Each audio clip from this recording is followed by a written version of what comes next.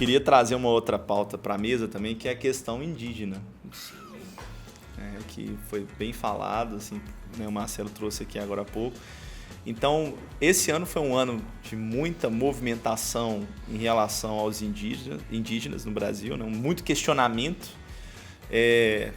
Não consigo ver nenhuma conquista efetiva social indígena. E, ao mesmo tempo, há um fato muito interessante que me chama a atenção. O movimento indígena na América Latina é extremamente forte. A gente está vendo uma série de manifestações na América Latina. Inclusive, se você não acompanhou o nosso último episódio sobre a América Latina, fica aí a dica. Né? A gente falou muito sobre isso. Então, a gente vê que o movimento indígena é muito organizado nos países latino-americanos, no Paraguai, na Colômbia, na Bolívia. E aqui no Brasil, até mesmo acho que por questões geográficas, históricas, né, esse movimento não é organizado e ele cada vez mais vem se enfraquecendo. Né? E agora vem sendo afetado literalmente por um desconhecimento da situação indígena no Brasil. Né? Até porque os dados muitas vezes não são divulgados de forma eficaz, não há uma divulgação da realidade indígena e porque há uma construção histórica sobre o que é ser indígena nesse país. Uma construção histórica que muitas vezes é reproduzida nas escolas, que é reproduzida nas famílias. Então, assim, a gente ainda tem aquela imagem do indígena, né, aquele que, digamos, só vive no meio da floresta, né? Não posso ter um indígena que vive na área urbana, enfim, que frequenta uma universidade. Então, tem essa questão toda. Eu queria trazer para a mesa aí o que vocês acham sobre a questão indígena para 2020. Algumas coisas que eu acho interessantes quando a gente fala sobre isso. Em primeiro lugar, é a questão da importância da informação. A gente estava falando sobre isso recentemente. Nos últimos anos, está muito fácil a gente tirar o crédito de informações que muitas vezes são legítimas. Então, muitas vezes as pessoas falam assim, não existe essa de que povos indígenas no Brasil estão morrendo.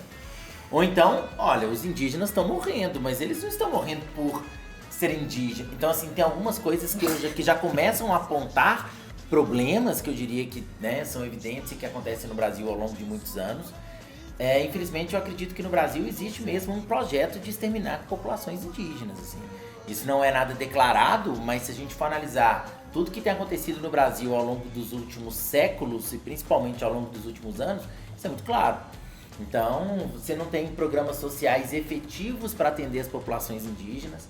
E aí tem gente que vai falar assim, mas tem a política de cotas. Tá, legal, a política de cotas ela pode servir como uma ótima possibilidade para os povos indígenas que desejam ingressar no ensino superior. Aí você pega um pequeno grupo, mas as populações indígenas como um todo, elas não são respeitadas e tem vários desafios, inclusive. O que a gente tem hoje no Brasil relacionado ao meio ambiente é claramente um desrespeito às populações indígenas e uma tentativa de acabar com esses povos. Eu tenho pessoas com uma relativa proximidade que pertencem às comunidades indígenas e uma dessas minhas amigas morava na beira do Paraupeba. E aí eu sabia que elas estavam levando a comunidade para a beira do Paraupeba, vivendo naquela região. E eu tive notícia dela até o final de 2018, a gente conversava bastante. Angoró, se você tiver aí, me dá notícia, tá? Eu acho que tá tudo bem. A última notícia que eu tive pelo menos que tá tudo bem.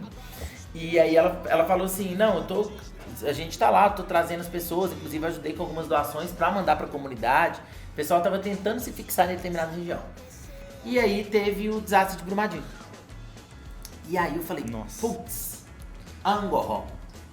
E aí eu mandei mensagem pra ela no celular e ela não respondia. Eu falei, não, eu vou ligar. Aí eu ligava, ela não respondia. Eu falei, nossa senhora. E agora, né? O que será que aconteceu? Eu fiquei muito preocupado nessa situação. E aí depois de alguns pouquíssimos dias, eu vi no Facebook ela, junto com as outras pessoas da comunidade indígena que ela vivia, mostrando a situação do rio e pegando os peixes mortos e furando os peixes assim para o pessoal ver o que tinha dentro e saindo tipo lama dos peixes. Ela falando, olha, acabaram com o rio, acabaram com o lugar que a gente vivia, a gente não tem mais água, a gente não tem mais o que comer, a gente não tem mais o que beber.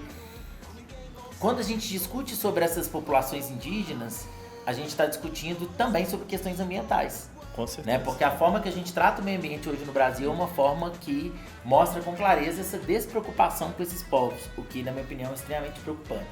Quando a gente pensa nisso nos anos 2000, eu acho muito assustador. Porque uma coisa é você me falar que aconteceu algo desse tipo em 1500. Eu vou falar, beleza, em 1500, né? Aí tivemos 500 anos depois e parece que a gente está passando por uma situação muito semelhante. E isso, gente, de uma história que eu fiquei sabendo, de pessoas que eu conheço, etc. Quantas outras histórias existem semelhantes de pessoas que eu não conheço, de situações que eu não conheço? Então, assim, eu acho a situação muito mais delicada que parece. A impressão que a gente tem, o que a gente tem no cotidiano é só descaso, na minha opinião. Eu falo, mas eu reconheço meus erros também, eu deveria conhecer muito mais sobre a questão indígena, só que nas escolas brasileiras a gente não trata sobre esse assunto, apesar de existir a lei que determina que você deve discutir sobre a questão indígena e sobre a África nas escolas, isso praticamente não acontece. Sim. Então, e aí a gente vai passando de geração em geração com esse descaso cultural que vai refletir em vários outros aspectos, porque é extremamente preocupante. Eu acho que acontece a discussão e a apresentação do tema nas escolas, Marcelo, mas é isso, né? De que, como o tema é apresentado? Né? Como? E digo, quando a gente pensa, por exemplo, na educação básica, né? Fundamental 1, um clássico do Fundamental 1 é o Dia do Índio, né? E o Dia do Índio é um clássico, Xuxa, e aquela musiquinha aqui, gente, vamos brincar de índio, você é mocinho, e por aí vai. Cara, isso é um clássico, né? Eu dancei isso na escola. Eu tenho... Lembra da coreografia? Ah, vamos! Não, para, eu não ia pedir, você acha Vamos que eu lá? Mas é isso, assim, você tem até hoje crianças que entendem o Dia do Índio como o dia de fantasiar, pintar a cara e dançar aquela música. Quer dizer...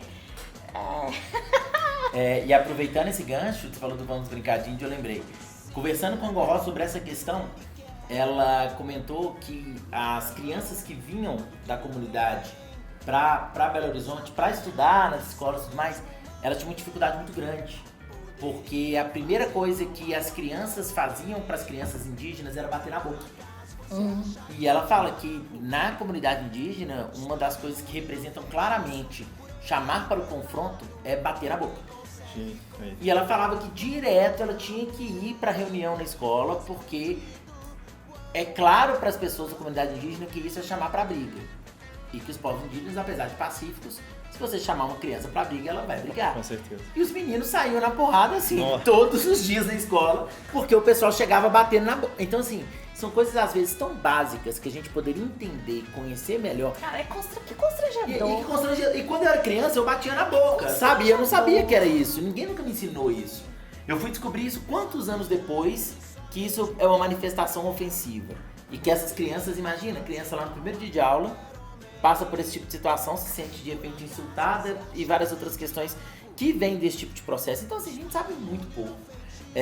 Esse saber pouco, ele faz, inclusive, com que a gente seja conivente com determinadas situações. Aqui em Belo Horizonte nós temos um conflito gigantesco com os povos indígenas que trabalham com artesanato na Praça 7. Quem é de Belo Horizonte estiver escutando, talvez você já tenha encontrado com os povos indígenas da Praça 7, que muitas vezes são agredidos. Tem, inclusive, as obras de arte recolhidas. Muitas vezes são espancados, presos.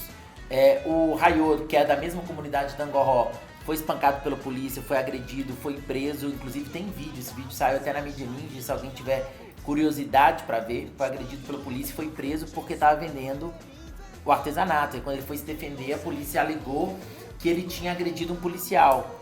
E aí, por isso, ele foi agredido, colocado no camburão. Enfim, várias questões. Claro, né, gente? Tudo que eu tô falando vem do relato dos povos indígenas, né? Dessas pessoas. Se alguém souber uma outra versão, beleza, a gente pode discutir sobre essas questões, mas isso tudo vem das histórias levantadas pelos grupos indígenas aqui em Belo Horizonte. E é interessante a gente pensar que eu tô analisando Belo Horizonte. Belo Horizonte, o que a gente tem de conflito indígena de verdade aqui, gente? Nada.